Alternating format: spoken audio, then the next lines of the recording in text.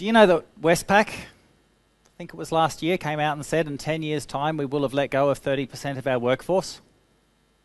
Why? Because AI and bots are here and can deliver better service than people. Think about all the taxi drivers who bought their number plates. This was their superannuation. This is what we were going to retire on. Did they miss the change that was coming? What was the change?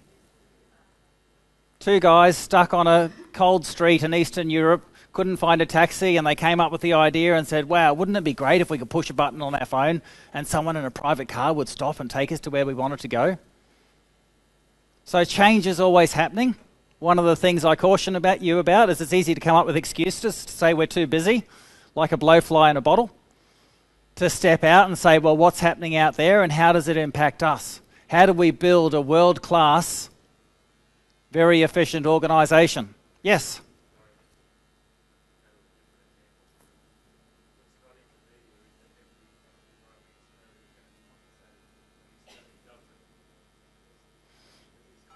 Yes. Well, every Australian taxi driver will be compensated 50,000.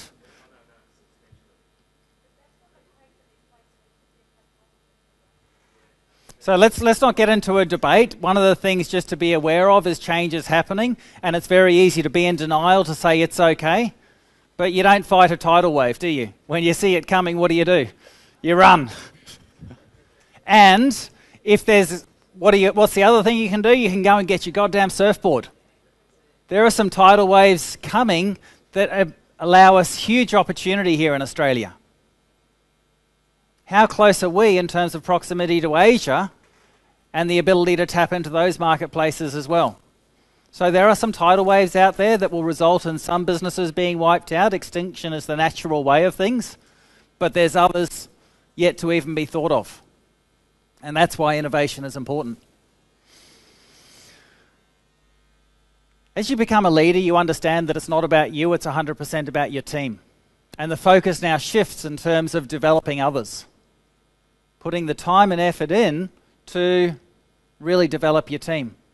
And one of the things we fail to appreciate is really just how long it takes to bring people up the learning curve. What's the difference between delegation and abdication?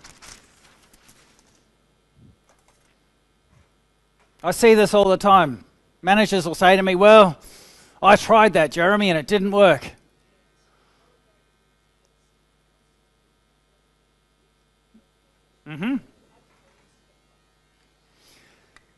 So one of the things is to actually understand what it takes to bring people up the learning curve to competency. We forget how long it took us to learn the lessons that we've learnt along the way. And very often, because we do it so well, we don't pass it to anyone else because they could never do it as good as us, right? And then we get too busy, we get to frustration, perturbation. It's like, here, you have this, you're responsible for that, got it? Walk away. Are we setting them up for failure when we do that? So one of the things to understand is what's called the stairway to learning. And let me do that one more time.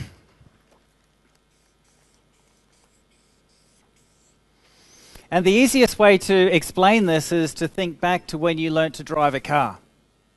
When you sat in the back seat of your parents' car and watched your parents drive, did it look pretty easy? Do you remember sitting there thinking, I can't wait to do this. This is easy. This is essential. I got this. And what happens here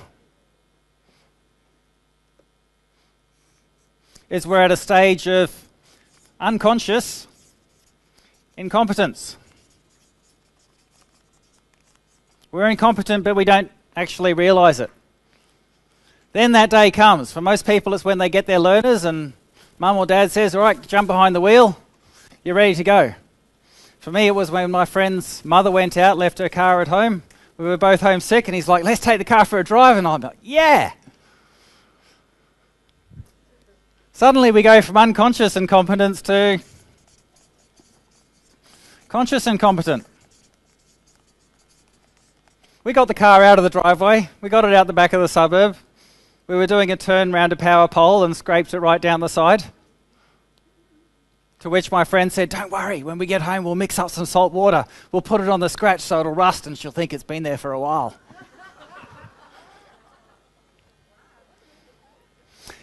So we have our driving lessons. we get our P's and we're driving. How are we driving when we've just got our P's? Not normally. See, this is conscious competence.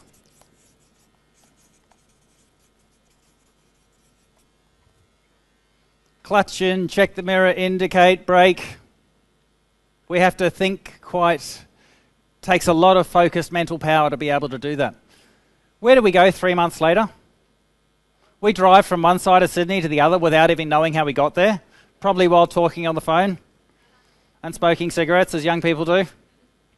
See, this is the stage called unconscious competence.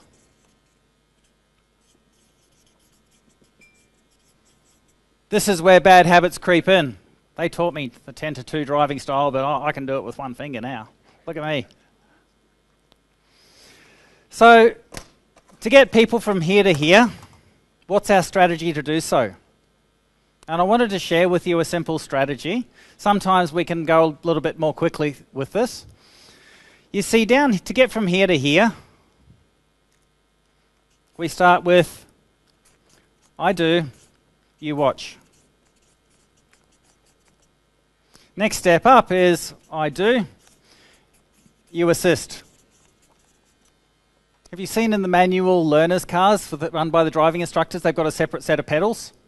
So all the person has to worry about is the indicators and the steering wheel. I do, you assist. What's the next step, you reckon? You do, I assist. We don't want them running into a Mack truck after all. And the last step?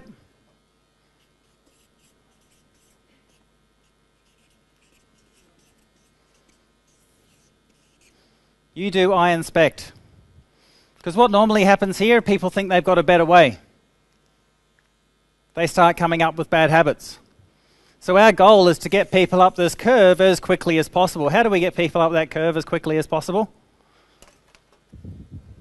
I'm sorry? Mentoring, good. What else? Training, excellent. What else? Procedures? Systems, all this stuff that Steve is talking to you about. You got to understand leverage. You see, entrepreneurs have a mantra: do the work once, reap the benefits again and again and again and again. If you're taking the time to train one person on a process, do you all have a smartphone? Yes or yes? Can you all record a video and upload it to a private YouTube channel? Can, with your next employee, you say, I want you to watch this video, here's 4 questions to answer, then come back to me if you have any questions. How long did that system take to create? Work smarter, not harder. And the more of those processes we create, it becomes easier to train people to use a system rather than to train a person to do a job. But so often we just get tied up in excuses.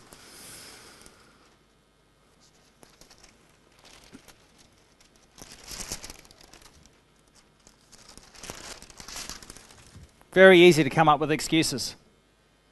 But the excuses will keep you trapped with where you're at. At the top level, exceptional leaders focus on 3 things. Number 1, self-development. Why is self-development important for exceptional leaders? Your team follow you, your team are a reflection of you. If you stop learning, what's the message you've sent to them? How many of you have a personal development and education library in your businesses? Those of you who haven't, use your right hand to write down that as a task. Actually have a budget for personal development, build a library of great resources. 10 minutes a day. So my goal, 10 minutes a day, is to sit down and read a book. Do I enjoy sitting down to read the book? Do I come up with a lot of excuses about why I can't? Very easy to, but I know if I sit down and do it for 10 minutes, will I typically do it for longer? You see, one of the things to understand is there's no money in being average. You know what the average Australian earns? Not enough to buy a house down here. What's extraordinary is the people who go that little bit extra. Unlike the average Australian who spends 3.5 hours a day watching TV, they might spend 20 minutes a day actually working on their education. You know, be, do, have. As you be better, you'll get better results. Ability to communicate powerfully. Ability to inspire and motivate. These are all skills that you can learn.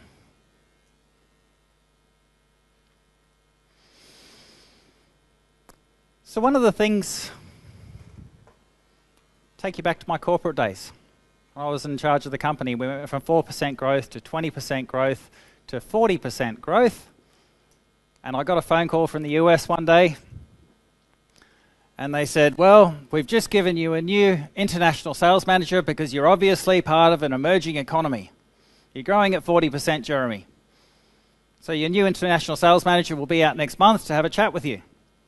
This gentleman was from Armenia. He would take care of Russia, Eastern Europe, the Arab states, and Australia. Does anyone have an idea of what sort of leadership style they tend to have in Armenia? Anyone want to hazard a wild guess? Sorry? Dictatorship, military? Absolutely. And he would come out to the Australian office and he would yell in the faces of our employees and he would pound the desk. Now, in corporate, you're never going to survive unless you learn to nod and smile. We all done that before? But you ever heard about the straw that breaks the camel's back? So it was after about 7 months, it was his third trip to Australia, and I'd just had a 45-minute lecture on who I needed to be a successful branch manager. And he said to me, Jeremy, if your staff don't fear you, you'll never build an effective team. You'll never get the best out of them. To which I said, well, I think it'd be a good idea for you to hire someone who respects you because I don't. In fact, I don't agree with most of what comes out of your mouth. And he's like, is that your resignation? And I said, absolutely. People don't leave companies. They leave managers, they leave leaders, and they leave colleagues. If you don't take the time to build strong relationships and understand the people that you're with, it's a very easy decision to leave, isn't it? Now, I'm so grateful that he came into my life, because otherwise, where would I still be? In corporate. And they treated me well, and there were lots of opportunities. What's the challenge, though, over time, if you're stuck working for someone else? You typically become less employable the older you get. So was it a massive jump outside my comfort zone to leave the corporate world and become a business coach? Did that help me grow in the process? Events sometimes come, the best presents actually come in pretty bad wrapping.